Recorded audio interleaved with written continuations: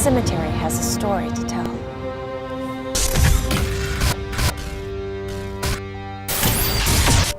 Each week, I'll take you into this never-before-seen world to reveal my life's work, uncovering what's really buried within these cities of the dead.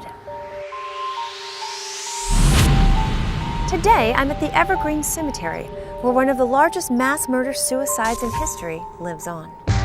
Growing paranoid that the government would overtake his devout community, Reverend Jim Jones gave the followers of his religious Jonestown commune a deadly concoction of a purple drink mixed with cyanide, sedatives, and tranquilizers. Within minutes, over 900 people became casualties in Jones' revolutionary suicide. Those 409 bodies are buried here and have quite a tale to tell. They were buried here as whole body burials inside of caskets that were provided by the U.S. government. So many of the people who were buried here couldn't be identified. When the first rescue workers arrived in Jonestown, hundreds of bodies were found strewn across the jungle compound. Many of them, especially those of the children, were never identified. This event actually took whole families. So who was left to claim the victims when the entire family were victims? The person that most people want to know about is Jim Jones. Jim Jones was cremated and he was actually scattered at sea. It was the largest mass suicide of American citizens of all time. And of course, there's that reference that we're all now so familiar with. Hence, the tragic origin of the phrase, drinking the Kool-Aid.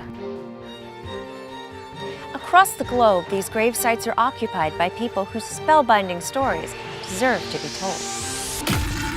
My life's passion is uncovering the secrets of these theme parks of the macabre, many of which have never allowed cameras inside before. At Massachusetts Charter Street Cemetery, the centuries-old outcome of the Salem witch trials remains 6 feet underground, but I'm going to exhume the truth behind those who were victims of one of the most scandalous chapters in American history. The world's first underwater memorial park off the Florida coast, where every internment has an ocean view. Nothing is freakier than what's happening in the middle of America's heartland. The unexplained paranormal activities occurring at the Stoll Cemetery in Kansas are considered so unholy that even Pope John Paul II redirected his plane to avoid flying over the supposed portal to hell. At the St. John's Cemetery, where dozens of notorious mobsters, including John Gotti, Carlo Gambino, and Lucky Luciano, are pushing up daisies. No tombstone will be left unturned.